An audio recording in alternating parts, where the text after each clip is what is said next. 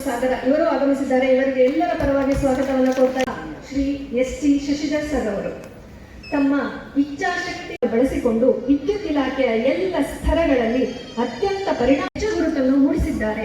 ಇವರ ಈ ಕರ್ತವ್ಯ ನಿರ್ವಹಣೆ ಇತರ ಅಧಿಕಾರಿಗಳು ಮತ್ತು ನೌಕರರಿಗೆ ಸ್ಫೂರ್ತಿದಾಯಕ. ತಮ್ಮ ನೇರ ನುಡಿಗಳಿಂದ ಮತ್ತು ಮಹತ್ವಾಕಾಂಕ್ಷ ಗುಣಗಳಿಂದ ಶಿವಮೊಗ್ಗ ಮೆಸ್ಕಾಂ ವೃತ್ತದಲ್ಲಿ ಬರುವ ಎಲ್ಲ ಕಚೇರಿಗಳಲ್ಲಿ ಇಲಾಖೆಯ ಕೆಲಸ ಕಾರ್ಯಗಳಲ್ಲಿ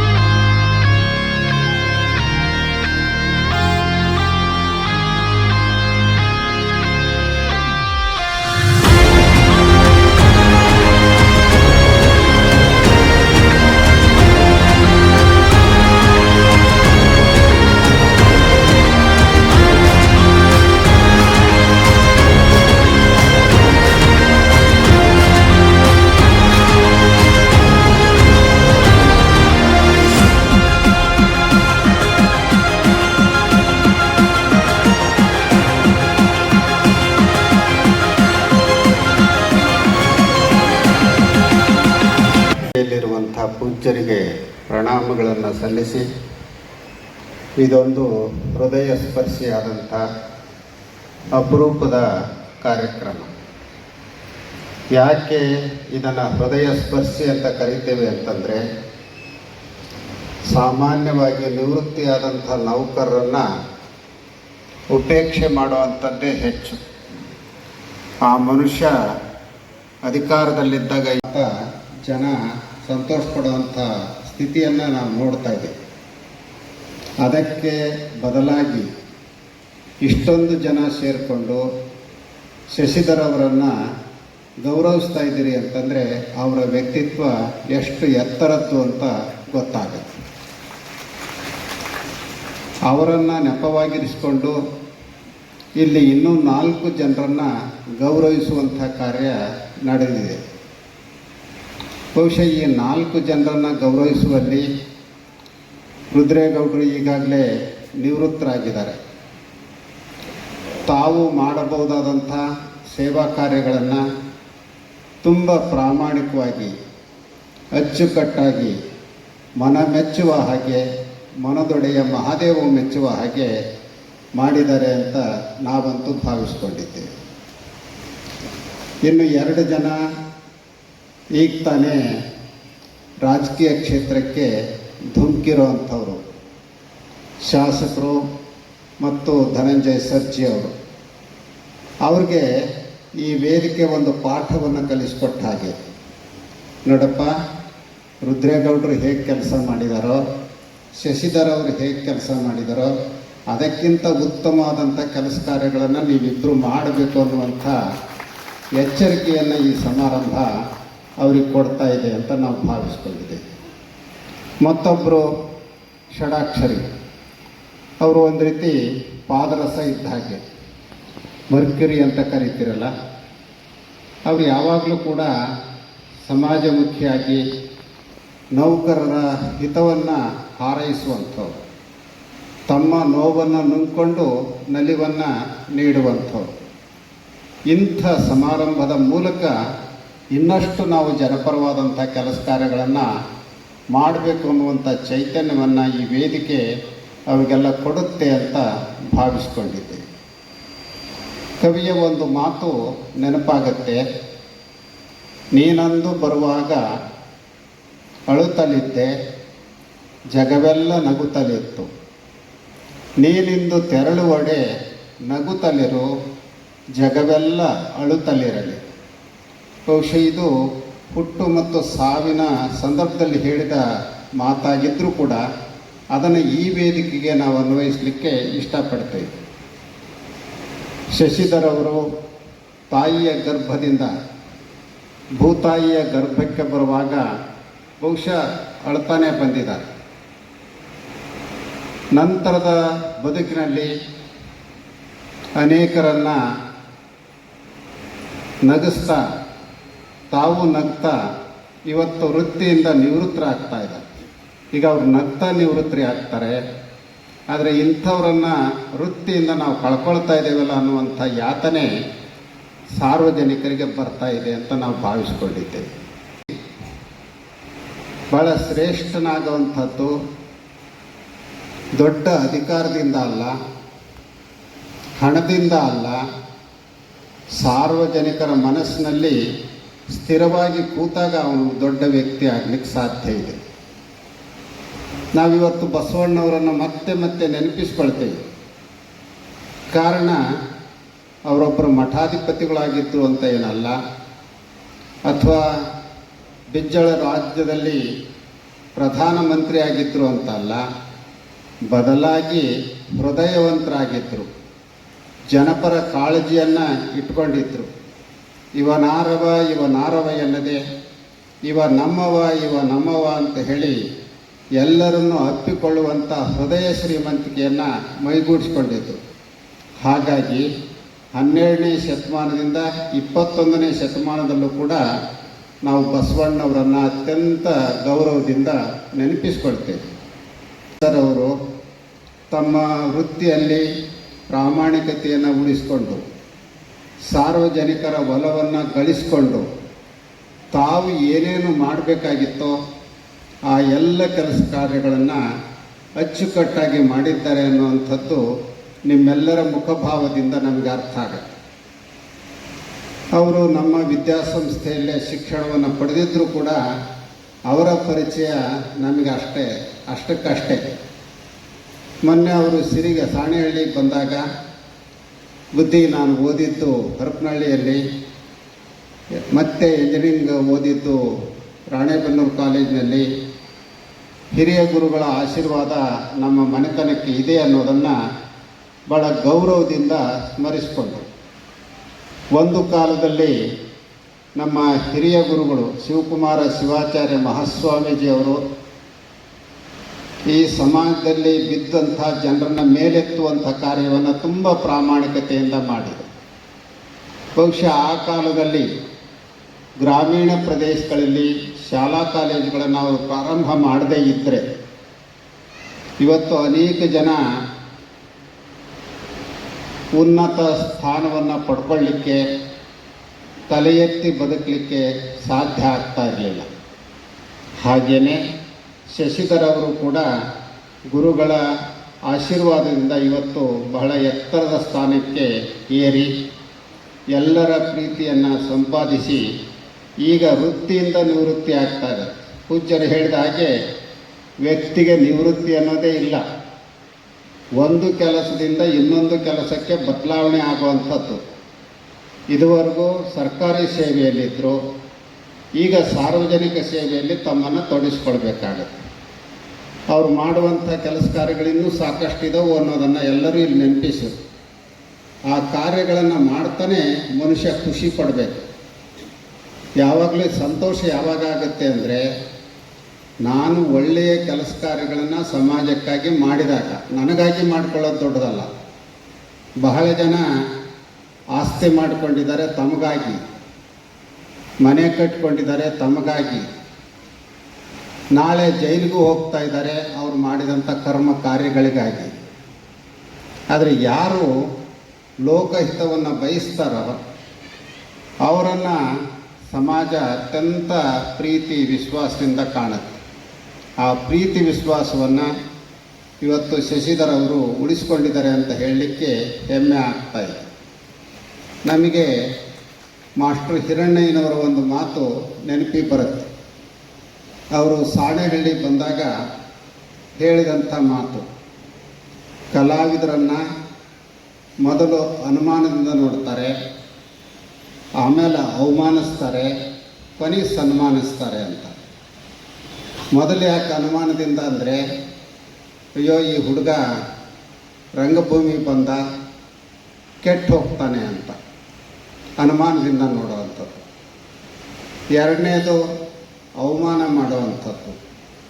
ಮುಂದೆ ಆತ ಸಾಧನೆಯನ್ನು ಮಾಡ್ತಾ ಹೋದಾಗ ಸಮಾಜ ಅವರನ್ನು ಕರೆದು ಸನ್ಮಾನ ಮಾಡುತ್ತೆ ಅಂತ.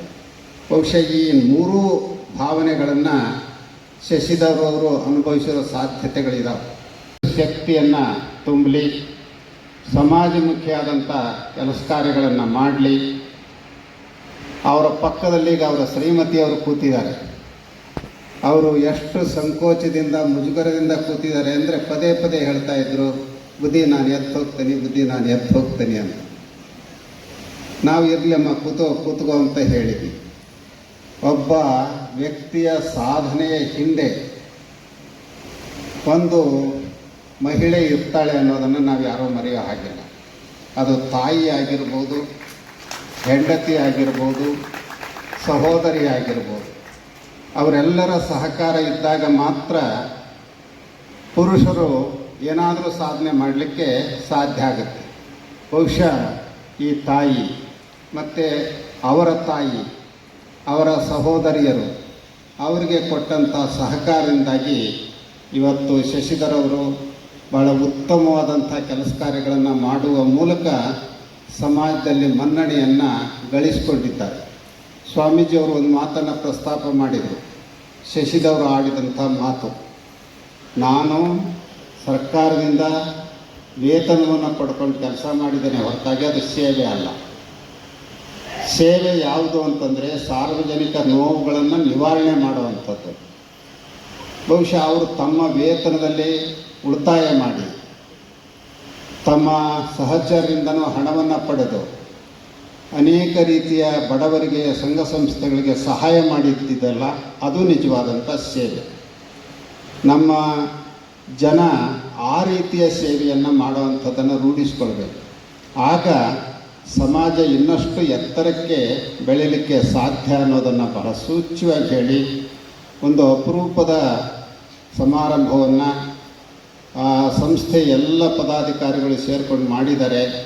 ಮುಂದೆ ನೀವು ಕೂಡ ಇಂಥ ಅಭಿನಂದನೆಯನ್ನು ಪಡೆಯುವಂತೆ ಆಗಲಿ, ಅಂಥ ಕೆಲಸ ಕಾರ್ಯಗಳನ್ನು ನೀವು ಕೂಡ ಮಾಡಿರಿ ಅಂತ ಹಾರೈಸಿ ಮಾತುಗಳನ್ನು ಪೂರೈಸ್ತೇವೆ. ಆಶೀರ್ವಾದ ಪೂಜ್ಯ. ಈ ಕಾರ್ಯಕ್ರಮ ಎಲ್ಲರ ಮನಸ್ಸಿನಲ್ಲೂ ಒಂದಿಷ್ಟು ಭಾವನೆಗಳನ್ನು ಹುಟ್ಟು ಹಾಕಲಿಕ್ಕೆ ಸಾಧ್ಯ. ನಾವು ನಿವೃತ್ತಿ ಸಂದರ್ಭದಲ್ಲಿ ಸಂಬಂಧಪಟ್ಟವರು ಎಲ್ಲರೂ ಕೂಡ ಇಷ್ಟೊಂದು ಅಭಿಮಾನಪೂರ್ವಕವಾಗಿ ನಮ್ಮನ್ನು ಬೀಳ್ಕೊಡ್ತಕ್ಕಂಥದ್ದು, ಸೇವೆಯನ್ನು ಸ್ಮರಣೆ ಮಾಡ್ಕೊಳ್ತಕ್ಕಂಥದ್ದನ್ನು ಗಮನಿಸಿದಾಗ ಬಹುಶಃ ಇದಕ್ಕೆ ಅರ್ಹರಾಗಿರ್ತಕ್ಕಂಥ ಶಶಿಧರ್ ಅವರ ಹಾಗೆ ಎಲ್ಲರೂ ಕೂಡ ಇವತ್ತು ನಮ್ಮ ಬದುಕನ್ನು ನಾವು ರೂಪಿಸ್ಕೋಬೇಕು ಅನ್ನುವಂಥ ಭಾವನೆ ಬಂದಿದ್ದರೆ ಅದು ಈ ಸಮಾರಂಭದ ಸಾರ್ಥಕತೆ ಅಂತ ನಾವು ಭಾವಿಸ್ಕೊಳ್ತಾ ಇದ್ದೀವಿ. ಇನ್ನು ಇಷ್ಟೆಲ್ಲ ಅಭಿಮಾನವನ್ನು ಪಡೆದಿರ್ತಕ್ಕಂಥ ಶಶಿಧರ್ ಅವರ ಒಂದು ಮಾತಿನಿಂದ ನಾನು ಆರಂಭ ಮಾಡ್ತೇನೆ. ಅವರು ಒಂದು ಮಾತು ಹೇಳಿದರು, ನಾನು ಇಲಾಖೆಯಲ್ಲಿ 34 ವರ್ಷ ಸರ್ವಿಸ್ ಮಾಡಿದ್ದೇನೆ, ಆ ಸರ್ವೀಸು ಸೇವೆ ಅಂತ ಅನ್ನಿಸ್ಕೊಳ್ಳಲ್ಲ, ಅದು ನನ್ನ ಕರ್ತವ್ಯ. ಯಾಕೆಂದರೆ ನಾನು ಅದಕ್ಕಾಗಿ ಪ್ರತಿಫಲವನ್ನು ಪಡ್ಕೊಂಡಿದ್ದೇನೆ. ಪ್ರತಿಫಲವನ್ನು ಪಡ್ಕೊಂಡ ಮೇಲೆ ಅಲ್ಲಿ ಸೇವೆ ಎಲ್ಲಿ ಬಂತು? ನನ್ನ ಕರ್ತವ್ಯ ಅದು ಅಂತ. ಬಹುಶಃ ಈ ಮಾತು ತುಂಬ ಅರ್ಥಪೂರ್ಣವಾದಂಥ ಮಾತು. ಪ್ರತಿಯೊಬ್ಬರು ಕೂಡ ಇದನ್ನು ಗಮನಿಸಬೇಕಾದಂಥ ಅಂಶ. ನಾವೇನೋ ದೊಡ್ಡದಾಗಿ ಮಾಡ್ತಾ ಇದ್ದೀವಿ ನಮ್ಮ ಇಲಾಖೆಯಲ್ಲಿ ಅಂತ ಅಂದ್ಕೊಳ್ಳೋರಿಗೆ ಬಹುಶಃ ಅದು ನಿನ್ನ ಕರ್ತವ್ಯ ಕಣಪ್ಪ ಅನ್ನುವಂಥದ್ದನ್ನು ನೆನಪಿಸ್ಕೊಡ್ತಂಗೆ ಆಗ್ತಾ ಇದೆ. ಆ ಕರ್ತವ್ಯ ಪಾಲನೆ ಮಾಡಬೇಕಾದ್ದು ಭಾಳ ಮುಖ್ಯ. ನಾವು ಕೊನೆಯ ದಿನಗಳ ಬಗ್ಗೆ ಭಾಳ ಯೋಚನೆ ಮಾಡ್ತೀವಿ, ನಿಜ. ಕೊನೆಯ ದಿನಗಳ ಬಗ್ಗೆ ಯೋಚನೆ ಮಾಡೋದು ಕೊನೆಯ ದಿನಗಳಲ್ಲಿ ಅಲ್ಲ, ಆರಂಭದ ದಿನಗಳಲ್ಲಿಯೇ ಯೋಚನೆ ಮಾಡಬೇಕು. ಆವಾಗ ನಮ್ಮ ಆರಂಭ ಹೇಗಿರುತ್ತೋ ಹಾಗೆ ನಮ್ಮ ಕೊನೆಯ ಜೀವನ ಕೂಡ ಹಾಗೆ ಇರುತ್ತೆ. ಅದಕ್ಕೆ ಸ್ಟೇಜ್ಗಳು ಅಂತೇಳಿ ಡಾಕ್ಟ್ರು ಭಾಳ ಚೆನ್ನಾಗಿ ಹೇಳಿದರು. ಅದಕ್ಕೆ 3-4 ಸ್ಟೇಜ್ಗಳನ್ನು ಹೇಳಿ ಕೊನೆಗೆ ಎನ್ಫೋರ್ಸ್ಮೆಂಟ್ ಸ್ಟೇಜ್ ಅಂತ ಏನು ಹೇಳಿದ್ರು ಅದು ಬಹಳ ಮುಖ್ಯ. ಇವತ್ತು ವಯೋವೃತ್ತಿ ವೃದ್ಧತೆ ಏನಿದೆ ಅದು ಒಂದು ರೀತಿ ಶಾಪ್ ಆಗ್ತಾ ಇದೆ, ವೃದ್ಧಾಪ್ಯ ಅನ್ನೋದು.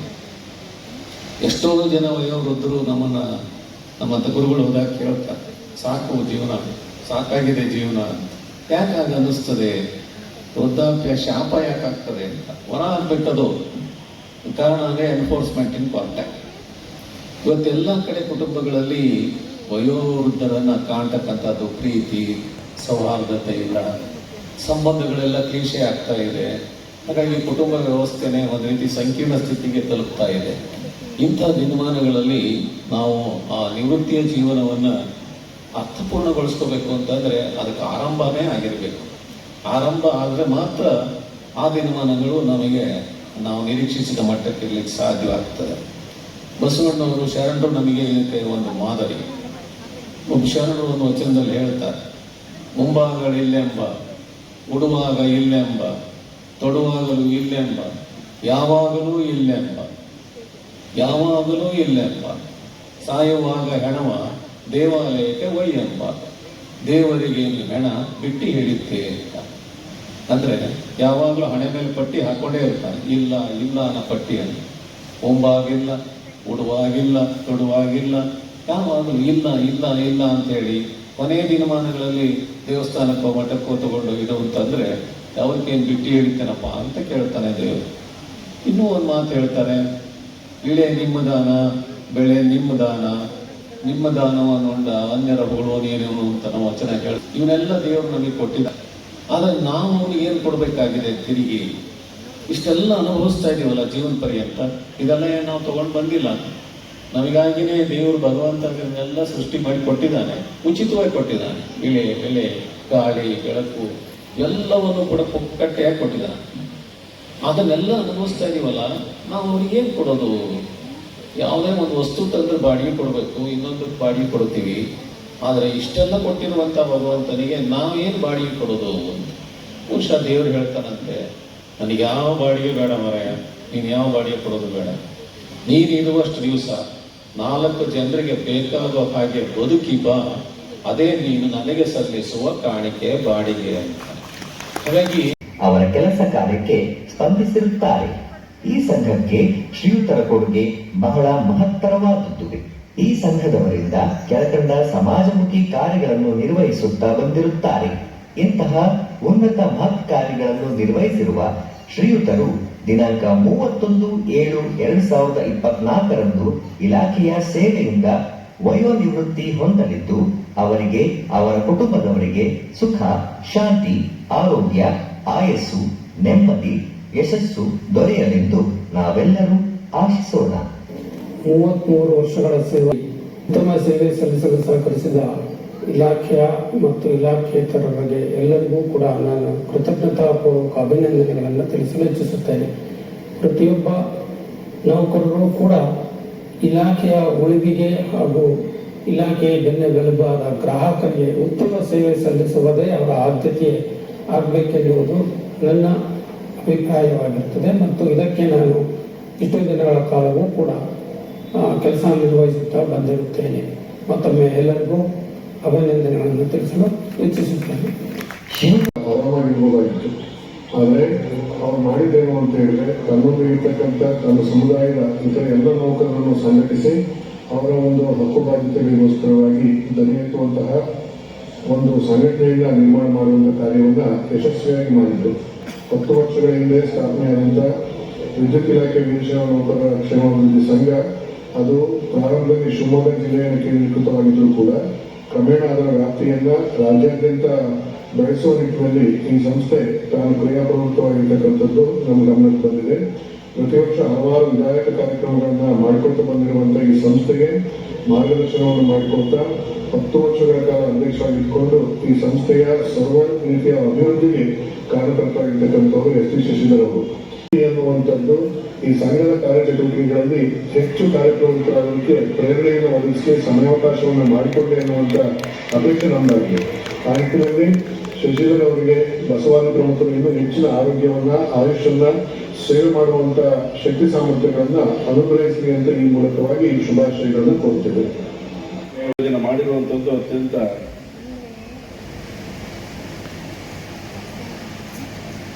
ಒಂದು ಉದ್ದೇಶಕ್ಕೋಸ್ಕರ ನಡೆದಿರುವಂತಹ ಸಮಾರಂಭ ಅಂತೇಳಿ ನಾನು ಭಾವಿಸ್ತೇನೆ. ಅವಳು ಶಶಿಧರ್ ಅವರನ್ನ ಗಮನದಲ್ಲಿ ಇಟ್ಟುಕೊಂಡು ಈ ಕಾರ್ಯಕ್ರಮ ಆಗಿದೆ ಅಂತ ಹೇಳಿದ್ರೆ ಅವರು ಕಂಡುಕೊಂಡಂತ ಒಂದು ಕಲ್ಪನೆ ಏನಿತ್ತು ಅದು ಸಾಕಾರಗೊಳ್ಳಬೇಕು ಅಂತ ಹೇಳಿ ಆ ಸಂದರ್ಭದಲ್ಲಿ ನಮ್ಮನ್ನು ಕೂಡ ನೆನಪು ಮಾಡಿಕೊಂಡಿದ್ದಾರೆ. ಹಾಗಾಗಿ ಆ ಸಂಘದ ಎಲ್ಲ ಪದಾಧಿಕಾರಿಗಳಿಗೆ ಹಾರ್ದಿಕವಾದಂತಹ ಅಭಿನಂದನೆಗಳನ್ನ, ಕೃತಜ್ಞತೆಗಳನ್ನ ಸಲ್ಲಿಸ್ತೇನೆ. ಅಭಿಮಾನದ ಸನ್ಮಾನ ಅಂತ ಮಾತನ್ನ ಹೇಳಿದ್ದಾರೆ. ಖಂಡಿತವಾಗ್ಲೂ ಅಭಿಮಾನಪೂರ್ವಕವಾಗಿ ಈ ಕಾರ್ಯಕ್ರಮ ನಡೀತಾ ಇದೆ. ಅವ್ರ ಉದ್ದೇಶಗಳನ್ನ, ಸಾಕಷ್ಟು ಸಂಘಟನೆಗಳನ್ನ, ಸಂಘದ ಕಚೇರಿಗೆ ಸಂಬಂಧಪಟ್ಟಂತೆ ಸಭಾಭವನ ಇದೆಲ್ಲದೂ ಕೂಡ ಸಾರ್ವಜನಿಕರ ಉಪಯೋಗಕ್ಕೋಸ್ಕರ ಮಾಡಬೇಕು ಅಂತ ಕಲ್ಪನೆ ಇಟ್ಟುಕೊಂಡು ಒಂದು ಸಿಎ ನಿವೇಶನವನ್ನು ತಗೊಂಡಿದ್ದಾರೆ. ಆ ಮುಂದೆ ಆಗಬೇಕಾದಂತ ಕಾರ್ಯ ಅವರ ಸರ್ವಿಸ್ ಇದ್ದಂತ ಸಂದರ್ಭದಲ್ಲಿ ಈ ತರದ ಸಂಘಟನೆ ಯೋಚನೆ ಮಾಡಿದ್ರು. ಸರ್ವಿಸ್ ಮುಗಿದ ನಂತರ ಏನಾಗಬೇಕು ಅಂತ ಕೂಡ ಅವ್ರ ಕೆಲಸನ ಕಂಡಿದ್ದಾರೆ. ಆ ಕನಸನ್ನು ಅವರು ನಿದ್ದೆ ಮಾಡ್ತಾ ಕಂಡಿದ್ದಾರೆ ಅಂತ ನಾನೇನು ಭಾವಿಸೋದಿಲ್ಲ. ಯಾಕಂದ್ರೆ ಶಶಿಧರ್ ಅವರನ್ನು ನಾನು ಬಹಳ ಹತ್ತಿರದಿಂದ ನೋಡಿರುವಂತ ಒಬ್ಬ ವ್ಯಕ್ತಿ. ಮಂಜುಳಾ ಸ್ವಾಮಿ ಅಂತ ಹೇಳಿ ನನ್ನ ಆತ್ಮೀಯ ಸ್ನೇಹಿತ. ಈಗ ಅವ್ರ ಮೂಲಕ ಅವರ ಪರಿಚಯ ನನಗೆ ಜಾಸ್ತಿ ಆಗಿದೆ ವಿಶೇಷವಾಗಿ. ಹಾಗಾಗಿ ಹತ್ತಿರದಿಂದ ನಾನು ಬಲ್ಲೆ ಅವರು ಹಿಡಿದ ಕಾರ್ಯವನ್ನ ಅತ್ಯಂತ ಯಶಸ್ವಿಯಾಗಿ ನಿರ್ವಹಣೆ ಮಾಡುವಂತ ಸ್ವಭಾವ ಇರುವಂಥವ್ರು. ಹಾಗಾಗಿ ಏನೆಲ್ಲ ಆಗಬೇಕು ಅಂತ ಆಲೋಚನೆಗಳನ್ನ ಆ ಸಂದರ್ಭದಲ್ಲಿ ಮಾಡಿದ್ರು. ಸರ್ವಿಸಿನ ನಂತರ ಅದು ಮುಂದುವರಿಸ್ಕೊಂಡು ಹೋಗಬೇಕು ಅಂತ ಯೋಚನೆ ಮಾಡಿದ್ದಾರೆ. ಅದರ ಪರಿಣಾಮನೇ 14,000 ಚದರ ಅಡಿಯ ಒಂದು ಭವ್ಯವಾದಂಥ ಒಂದು ಕಟ್ಟಡವನ್ನ, ಆ ಜಾಗದಲ್ಲಿ ಕಟ್ಟಡವನ್ನು ಕಟ್ಟಬೇಕು ಅಂತ ನಿಶ್ಚಯ ಮಾಡಿದ್ದಾರೆ. ಅದಕ್ಕೆ ಹೆಸರು ಕೂಡ ಸಂಸ್ಕೃತಿ ಭವನ ಅಂತ ಹೇಳಿಟ್ಟಿದ್ದಾರೆ. ಈ ಸಂಸ್ಕೃತಿ ಭವನ ಅಂತ ಹೆಸರಿನ ಅಡಗಿದೆ ಈ ಭವನದ ಉದ್ದೇಶ. ಅದರಲ್ಲಿ ಪದವೀಧರ ಇಂಜಿನಿಯರ್ ಆಗಿ ಇಲಾಖೆಗೆ ಸೇರಿದ ನಂತರ ಅವರು ಹೋದಲ್ಲೆಲ್ಲ ಸುಧಾರಣೆ ಮಾಡಿರೋದನ್ನ ಅಲ್ಲಿರ್ತಕ್ಕಂಥ ಜನಗಳು, ಅವರ ಸ್ನೇಹಿತರು ಇವತ್ತು ನಮ್ಮ ಜೊತೆ ಹಂಚ್ಕೊಂಡಿದ್ದಾರೆ. ನನಗೆ ಈ ವಿದ್ಯುತ್ ಇಲಾಖೆಯ ಜೊತೆಗೆ ಸುಮಾರು 40 ವರ್ಷಗಳ ಸಂಬಂಧ. ನಾನೊಬ್ಬ ಕೈಗಾರಿಕೋದ್ಯಮಿಯಾಗಿ ST ಕನೆಕ್ಷನ್ಸ್ ಸುಮಾರು 10 ಮೆಗಾವ್ಯಾಟ್ಗೂ ಹೆಚ್ಚಿಗೆ ಪವರನ್ನು ನಾವು ಉಪಯೋಗಿಸ್ತಾ ಇದ್ದೀವಿ. ಈ ಸಂದರ್ಭದಲ್ಲಿ ಎಲ್ಲ ಸ್ತರದಲ್ಲೂ ಕೂಡ ನಮಗೆ ಅಭಿಯಂತರ ಸಂಪರ್ಕ ಬರುತ್ತದೆ. ಇತ್ತೀಚಿನ ದಿನದಲ್ಲಿ ನಾವು ಇಲಾಖೆಯನ್ನು ಸಂಪರ್ಕ ಮಾಡಿದ್ದೇ ಬಹಳ ಕಡಿಮೆ. ಕಾರಣ ಏನು ಅಂತ ಹೇಳಿದ್ರೆ ಅಷ್ಟು ಅಚ್ಚುಕಟ್ಟಾಗಿ ವ್ಯವಸ್ಥಿತವಾಗಿ ಕೆಲಸಗಳು ನಡೀತಾ ಇದೆ. ಸುಧಾರಣೆ ಎಲ್ಲ ಕಡೆಗೂ ಆಗ್ತಾ ಇದೆ. ವಿಶೇಷವಾಗಿ ವಿದ್ಯುತ್ ಇಲಾಖೆಯ ಕೊಡುಗೆ ಈ ರಾಷ್ಟ್ರದ ಅಭಿವೃದ್ಧಿಗೆ ಅತ್ಯಂತ ಅವಶ್ಯಕ ಮತ್ತು ಅತ್ಯಂತ ಕಡಿಮೆ ದರದಲ್ಲಿ ವಿದ್ಯುತ್ತನ್ನು ಹೇಗೆ ಕೊಡಬೇಕು ಅನ್ನೋ ಚಿಂತನೆ ಕೂಡ ಆ ಕ್ಷೇತ್ರದಲ್ಲಿ ನಡೀತಾ ಇರೋದು ಅಭಿನಂದನೀಯ. ಯಾಕೆಂದರೆ ಪ್ರಪಂಚದಲ್ಲಿ ವಿದ್ಯುತ್ ಇವತ್ತು ಹಿಂದಿನ ಬಹುಶಃ ಒಂದು ಸಣ್ಣ ಮನೆಯೂ ಕೂಡ ಇರೋದಿಲ್ಲ. ಎಲ್ಲ ಕಡೆಯೂ ಕೂಡ ವಿದ್ಯುತ್ ಇರುತ್ತೆ. ಇಲ್ಲಿ ನಮ್ಮ ದೇಶದಲ್ಲಿ ನಾವು ಒಂದು ಕಾಲದಲ್ಲಿ ಮಾತಾಡ್ತಾ ಇದ್ವಿ, 100 ಯೂನಿಟನ್ನು ನಾವು ಉತ್ಪಾದನೆ ಮಾಡಿದರೆ ನಮಗೆ 72 ಯೂನಿಟ್ ಸೇರುತ್ತೆ ಅಂತ. ಬಹುಶಃ ಈ ರೀತಿಯ ಒಂದು ಕ್ರಿಯಾಶೀಲ ಅಭಿಯಂತರಿಂದಾಗಿ ಅದು ಸಾಕಷ್ಟು ಪ್ರಮಾಣ ತಗ್ಗಿದೆ. ಬಹುಶಃ ನನಗನ್ಸುತ್ತೆ ಇವಾಗ ಅದು 12ರಿಂದ 15% ಇರ್ಬೋದು ಅಂತ. ಅದು ಕೂಡ ಕಡಿಮೆ ಆಗಬೇಕು ಅನ್ನೋದು ನಮ್ಮ ಆಶಯ. ಮಾನ್ಯ ಶಶಿಧರ್ ಅವ್ರನ್ನ ನಾನು ಹತ್ತಿರದಿಂದ ನೋಡಿದ್ದೆ ಅನ್ನೋದಕ್ಕಿಂತ ಅವರ ಕೆಲಸಗಳನ್ನು ನಾನು ಗಮನಿಸ್ತಾ ಇದ್ದೀನಿ. ಕಾಣುವಂಥ ಶಕ್ತಿ ಒಬ್ಬರಿಗಿದೆ ಅಂದರೆ ಅದು ನಮ್ಮ ಗುರುಗಳಿಗೆ ಅಂತ, ನಮ್ಮ ಗುರುಗಳಿಗೆ. ನಮಗೆ ಈ ಕಾರ್ಯಕ್ರಮವನ್ನು ನೋಡಿದಾಗಲೂ ಏನು ವಿಶೇಷತೆ ಅಂದರೆ ಓಂಕಾರ ಹೇಳ್ತಿತ್ತು. ಕರೆದಂಥ ಸ್ವಾಗತ, ಇಲ್ಲಿಟ್ಟಿರುವಂಥ ನೀರಿನ ಇಟ್ಟಿರುವಂಥ ಶೈಲಿ ಇರ್ಬೋದು, ಡ್ರೈ ಫ್ರೂಟ್ಸ್ ಇಟ್ಟಿರೋದು, ನಿಂಬೆಹಣ್ಣು ಕೊಟ್ಟಿರೋದು, ಪ್ರತಿಯೊಂದು ಹಾಗೆ ಬಸವಣ್ಣವರಿಗೆ ಇದನ್ನ ಪುಷ್ಪಾರ್ಚನೆಯಿಂದ ಹಿಡಿದು ಒಂದು ನಮಗೇನು ವೆಲ್ಕಮ್ ಸ್ಪೀಚಿಂದ ಹಿಡಿದು ಪ್ರತಿಯೊಂದಿಗೂ ಒಂದು ವಿಶೇಷತೆ ಇತ್ತು, ಒಂದು ಒಳ್ಳೆಯ ಸಂಸ್ಕಾರ ಇತ್ತು. ಖಂಡಿತ ಇತ್ತು ಇಲ್ಲ ಅನ್ಸಿಲ್ವಾ? ಒಳ್ಳೆಯ ಸಂಸ್ಕಾರ ಇತ್ತು. ಆ ಸಂಸ್ಕಾರ ಬಹಳ ಮನುಷ್ಯನಲ್ಲಿ ಬಹಳ ಮುಖ್ಯ ಬೇಕು. ಸಂಸ್ಕಾರ ಬೇಕು. ಕಲ್ಲಿಗೆ ಸಂಸ್ಕಾರ ಕೊಟ್ರೆ ಶಿಲೆ ಆಗುತ್ತೆ, ಮಣ್ಣಿಗೆ ಸಂಸ್ಕಾರ ಕೊಟ್ರೆ ಮಡಕೆ ಆಗುತ್ತೆ, ಸಗಣಿಗೆ ಸಂಸ್ಕಾರ ಕೊಟ್ರೆ ವಿಭೂತಿ ಆಗುತ್ತೆ, ಮನುಷ್ಯನಿಗೆ ಸಂಸ್ಕಾರ ಕೊಟ್ರೆ ಮಹಾದೇವ ಆಗ್ತಾನೆ ಅಂತ. ಹಾಗಾಗಿ ಸಮಾಜಕ್ಕೆ ಸಂಸ್ಕಾರ ಕೊಡುವಂತ ಕೆಲಸವನ್ನು ಮಾಡ್ತಿರುವಂತ ಪರಮ ಪೂಜ್ಯರ ಪಾದಕಲನಿಗೆ ಅಣಚಿ ಆಶೀರ್ವಾದವನ್ನು ಬೇಡುತ್ತಾ, ಬುದ್ಧಿಯರು ಹೇಳಿದ್ದಾರೆ ಇನ್ಸ್ಟ್ರಕ್ಷನ್, ಯಾರು ಹೆಸರು ತಗೋಬೇಡಿ ಅಂತ. ವೇದಿಕೆ ಮೇಲಿರುವಂತ ಎಲ್ಲ ಗಣ್ಯಮಾನ್ಯರೇ, ಇಲ್ಲಿ ನೆರೆದಿರುವಂತ ಎಲ್ಲ ಶರಣು ಬಾಂಧವರೇ, ನಮಗೆ ಈ BT ತೋರಿಸ್ಬೇಕಾದ್ರೆ ಶಶಿಧರ್ ಸರ್ ಬಗ್ಗೆ ತೋರಿಸ್ಬೇಕಾದ್ರೆ ನೋಡ್ತಿದ್ವಿ. ವೀಲ್ ಚೇರ್ ಕೊಟ್ಟರು, ಶಿಕಾರಿಪುರದಲ್ಲಿ ಒಳ್ಳೆ ಕೆಲಸ ಮಾಡಿಸಿದ್ರು ಈ ಸಂಘಟನೆಯಿಂದ, ಕವಲೇದುರ್ಗದ ಆಶ್ರಮಕ್ಕೆ ಏನೋ ಒಂದು ಕೊಡುಗೆ ಕೊಟ್ಟರು, ಟೂರ್ ಕರ್ಕೊಂಡು. ಅಂದ್ರೆ ಒಂದು ಅಭಿಮಾನ ಇದೆ ಅನ್ನಿಸ್ತೀವಿ. ಆ ಅಭಿಮಾನ ಬರೋದು ಯಾವಾಗ ಮನುಷ್ಯನಿಗೆ ಅನ್ನಿಸ್ತೀವಿ, ಯಾವಾಗ ಬರೋದು ಸಾಧ್ಯ ಅಂತಂದ್ರೆ ಇವನಾರವ ನೆಂದಿನ ಸೆವೆದಯ್ಯ, ಇವ ನಮ್ಮವ ನೆಂದಿನಿ ಸಯ್ಯ, ಕೂಡಲ ಸಂಗಮ ದೇವ ನಿಮ್ಮ ಮನೆಯ ಮಗನೆಂದಿನಿ ಸಯ್ಯ ಅಂತ. ನಮ್ಮ ಜೀವನದಲ್ಲಿ ಪ್ರತಿಯೊಂದು ಈಗ ನಮ್ಮ ವೈದ್ಯಕೀಯ ಕ್ಷೇತ್ರದಲ್ಲೂ ಅಷ್ಟೇ, ನನ್ನ ಪೇಷಂಟ್ ನಮ್ಮನೆಯವರು ನಮ್ಮ ಸಂಬಂಧಿಕರು ಅಂತ ಟ್ರೀಟ್ ಮಾಡಿದಾಗ ಮಾತ್ರ ಅದು ಅಭಿಮಾನ ಬರಕ್ ಸಾಧ್ಯ. ಪ್ರತಿಯೊಂದು ಕ್ಷೇತ್ರದಲ್ಲೂ ಅವರು ನಮ್ಮವ ಅಂತ ಅಂದಾಗ ಮಾತ್ರ ಆ ಅಭಿಮಾನ ಬರಕ್ ಸಾಧ್ಯ, ಅದು ಅಭಿಮಾನದ ಸನ್ಮಾನ ಆಗೋಕೆ ಸಾಧ್ಯ. ಆ ನಿಟ್ಟಿನಲ್ಲಿ ಇವತ್ತು ನಮ್ಮ ಶಶಿಧರ್ ಸರ್ ಅವರಿಗೆ ಸನ್ಮಾನವನ್ನು ತಾವೆಲ್ಲ ಮಾಡ್ತಾ ಇದ್ದೀರ. ಇವತ್ತು ಇನ್ನೇನು ಹತ್ರದಲ್ಲಿ ರಿಟೈರ್ಮೆಂಟ್ ಆಗ್ತಾ ಇದೆ ಅಂತ ಹೇಳಿ. ಬಟ್ ಆದ್ರೆ ಒಂದೇನಂದ್ರೆ ಶಶಿಧರ್ ಸರ್ ರಿಟೈರ್ಮೆಂಟ್ ಅಂದ್ರೆ is really tired in life is retired, you are not retired ಅಂತ ಹೇಳಿ. ಸೊ ರಿಟೈರ್ಮೆಂಟ್ ಅಂದ್ರೆ who is really tired in life is retirement ಅಂತ. ಸುಮಾರು ಸಲ ಬುದ್ಧಿಯವ್ರ ಪರ್ಮಿಷನ್ ತಗೊಂಡು ಒಂದು ರಿಟೈರ್ಮೆಂಟ್ ಬಗ್ಗೆ ಒಂದು 4 ಸ್ಟೇಜಸ್ ಆಫ್ ರಿಟೈರ್ಮೆಂಟ್ ಬಗ್ಗೆ ಹೇಳ್ಕೊಂಡು ಮಾತು ಮುಗಿಸ್ತೀನಿ. ಜನಪ್ರತಿನಿಧಿಗಳಿಗೆ ಕೂಡ ನಮಸ್ಕಾರವನ್ನು ಸಲ್ಲಿಸ್ತಾ, ಶಶಿಧರ್ ಅವರು ಮತ್ತು ಅವ್ರ ಶ್ರೀಮತಿ ಅವರಿಗೆ ನಾನು ಕೂಡ ಧನ್ಯವಾದಗಳನ್ನು ಈ ಸಂದರ್ಭದಲ್ಲಿ ಸಲ್ಲಿಸ್ತಾ, ಶಶಿಧರ್ ಅವ್ರ ಬಗ್ಗೆ ನಮಗೆ ಹೆಚ್ಚಿಗೆ ಮಾತಾಡಲಿಕ್ಕೆ ತುಂಬಾ ಸಂಗತಿಗಳ ವಿಚಾರಗಳಿದೆ. ಒಬ್ಬ ಅಧೀಕ್ಷಕ ಅಭಿಯಂತರರಾಗಿ ವಿದ್ಯುತ್ ವೀರಶೈವ ಇಲಾಖೆ ನೌಕರರ ಸಂಘವನ್ನು ಕಟ್ಟಬೇಕು ಅನ್ನುವಂಥ ಕನಸು ಯಾಕೆ ಬಂತು ಅಂತ ಹೇಳಿ ಯೋಚನೆ ಮಾಡಿದಾಗ, ಬಹಳಷ್ಟು ಜನ ಈ ರಾಜ್ಯದಲ್ಲಿ ಈ ತರದ ಕ್ಲಾಸ್ ರೂಮ್ ಆಫೀಸರ್ಸ್ಗಳಿದ್ದಾರೆ, ಎಲ್ಲರೂ ಕೂಡ ಇದ್ದಾರೆ. ಯಾಕೆ ಅವ್ರಿಗೆ ಬರದೇ ಇರುವಂತ ಚಿಂತನೆ ಶಶಿಧರ್ ಅವ್ರಿಗೆ ಬಂತು ಅಂದ್ರೆ, ಯಾವ ವ್ಯಕ್ತಿಗೆ ತುಡಿತಾ ಇದೆ, ಹಂಬಲ ಇದೆ, ಮಿಡಿತಾ ಇದೆ, ಮತ್ತೆ ಕಷ್ಟದ ಬದುಕನ್ನ ಯಾರ್ಯಾರು ಕಟ್ಟಿ ಬೆಳೆದು ಬಂದಿರ್ತಾರೆ ಅವರಿಗೆ ಒಂದು ಸಂಘಟನೆಯನ್ನ ಕಟ್ಟೋದ್ರ ಮೂಲಕ ನಮ್ಮ ಸಮಾಜದ ನೌಕರಿಗೆ ನ್ಯಾಯ ಕೊಡಬೇಕು ಅನ್ನುವಂತ ಹಂಬಲ ಬಂದಿದೆಯಲ್ಲ, ನಾನು ಅವ್ರಿಗೆ ಧನ್ಯವಾದಗಳನ್ನು ಸಲ್ಲಿಸ್ತೇನೆ. ಅಷ್ಟು ಸುಲಭ ಅಲ್ಲ. ಸಹಜವಾಗಿ ಇಷ್ಟು 34 ವರ್ಷ ಸೇವೆ ಸಲ್ಲಿಸ್ಬಿಟ್ಟಿದ್ದಾರೆ, ನಾವೆಲ್ಲ ಸನ್ಮಾನ ಮಾಡ್ತೀವಿ ಅನ್ನುವಂಥದ್ದು ಒಂದು ಭಾಗ. ಆದ್ರೆ ನಮ್ಮ ಕಾರ್ಯಾಂಗ ಕ್ಷೇತ್ರದಲ್ಲಿ ಕೆಲಸ ಮಾಡುವಂತ ಆಡಳಿತ ವ್ಯವಸ್ಥೆಯಲ್ಲಿ ಅಷ್ಟು ಸುಲಭ ಅಲ್ಲ. ಅವ್ರನ್ನ ನೋಡುವಂತ ದೃಷ್ಟಿಕೋನಗಳೇ ಬದಲಾಗುತ್ತೆ. ನಾನು ಕೂಡ ಅವೆಲ್ಲ ನೋಡಿದ್ದೇವೆ, ಅನುಭವಿಸಿದ್ದೇವೆ. ಇವತ್ತು ಕೂಡ ಪರಿಸ್ಥಿತಿ ನಾನು ಕೂಡ ಇದ್ದೇನೆ. ಸೊ ಆದಾಗ್ಯೂ ಕೂಡ ಶಶಿಧರ್ ಅವರು ವಿಚಲಿತರಾಗದೆ ತನ್ನ ಇಲಾಖೆಯ ನೌಕರರಿಗೆ ನ್ಯಾಯವನ್ನ ಕೊಡಬೇಕು, ಸಂಘಟನೆಯನ್ನ ಮಾಡಬೇಕು, ಒಂದಿಷ್ಟು ಅದರಲ್ಲಿ ಯಾರ್ಯಾರು ತುಳಿತಕ್ಕೊಳಗಾಗಿದ್ದಾರೆ ಅವ್ರಿಗೊಂದಿಷ್ಟು ನ್ಯಾಯ ಕೊಡಬೇಕು, ಅವ್ರ ಮೇಲೆತ್ತುವಂತ ಕೆಲಸ ಮಾಡಬೇಕು, ಅದರ ಜೊತೆ ಸಮಾಜಕ್ಕೆ ಕೂಡ ಸಾರ್ಥಕ ಸೇವೆಯನ್ನ ಮಾಡಬೇಕು ಅಂತ ಹೇಳಿ ಸಂಘಟನೆಯನ್ನು ಕಟ್ಟಿ ಕಳೆದ 10 ವರ್ಷಗಳಿಂದ ನಿರಂತರವಾಗಿ ಯಶಸ್ಸನ್ನು ಸಾಧಿಸ್ಕೊಂಡ್ ಬಂದಿದ್ದಾರೆ. ನಿಮ್ಮೆಲ್ಲರ ಪರವಾಗಿ ಮತ್ತೊಮ್ಮೆ ನಾನು ಅಭಿನಂದನೆಗಳನ್ನು ಸಲ್ಲಿಸಲಿಕ್ಕೆ ಬಯಸ್ತೇನೆ. ಬರೀ ನಾವು ಇಲಾಖೆಗೆ ಹೋಗಿ ಒಂದು ಕೆಲಸ ಮಾಡ್ಕೊಂಡು ಬಂದರೆ ಅದನ್ನ ಸೇವೆ ಅಂತ ಪರಿಭಾವಿಸುವುದು ಸರಿಯಲ್ಲ ಅಂತ ಅನ್ನೋದು ನನ್ನ ಭಾವನೆ. ಯಾಕೆ ಅಂದರೆ ಅದಕ್ಕೆ ನಾವು ಸ್ಯಾಲ್ರಿ ತಗೊಳ್ತೇವೆ, ಸ್ಯಾಲ್ರಿ ತಗೊಂಡದಕ್ಕೆ ಅದೊಂದು ಕೆಲಸ ಅಂತ ಹೇಳ್ಬೋದೇ ಹೊರತು ಅದು ಸೇವೆ ಅಂತ ಅನ್ಸಲ್ಲ.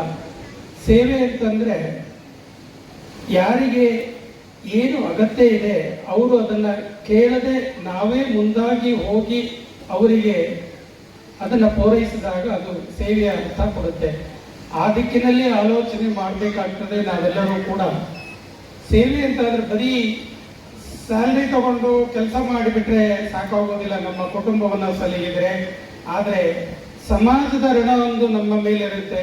ಆ ಸಮಾಜಕ್ಕೆ ನಾವು ಏನಾದರೂ ಒಂದಿಷ್ಟು ಕೆಲಸಗಳನ್ನ ಮಾಡದೇ ಹೋದ್ರೆ ನಾವು ಅದರಿಂದ ತುಂಬಾ ಕೆಟ್ಟ ಒಂದು ಇದನ್ನ ಪಡೀಬಹುದು ಅಂತ ನನಗೆ ಅನಿಸ್ತದೆ. ಯಾಕೆಂದ್ರೆ ನಾವೆಲ್ಲ ಬೆಳೆದದ್ದೇ ಹಾಗೆ. ನಾವು ಹುಟ್ಟಿ ಬೆಳೆದದ್ದು ಒಂದು ಕುಗ್ರಾಮ, ನಮ್ಮ ತಂದೆ ತಾಯಿದ್ರು ರೈತರು. ಆದಾಗ್ಯೂ ಕೂಡ ನಾವು ಈ ಮಟ್ಟಕ್ಕೆ ಬರ್ಲಿಕ್ಕೆ ಸಾಧ್ಯವಾಗಿದ್ದು ಅಂದಿನ ನಮ್ಮ ಹಿರಿಯ ಶ್ರೀಗಳ ಒಂದು ಸಂಕಲ್ಪದಿಂದ ಶಾಲಾ ಕಾಲೇಜುಗಳನ್ನು ತೆರೆದು ಆ ಭಾಗದ ಎಲ್ಲ ವಿದ್ಯಾರ್ಥಿಗಳಿಗೆ ಆಸಕ್ತರಿಗೆ ಒಂದು ಅವಕಾಶವನ್ನು ಕಲ್ಪಿಸಿದ್ರಿಂದಾಗಿ ನಾವು ಇಷ್ಟು ಎತ್ತರಕ್ಕೆ ಬೆಳೆಯಲಿಕ್ಕೆ ಸಾಧ್ಯವಾಯಿತು.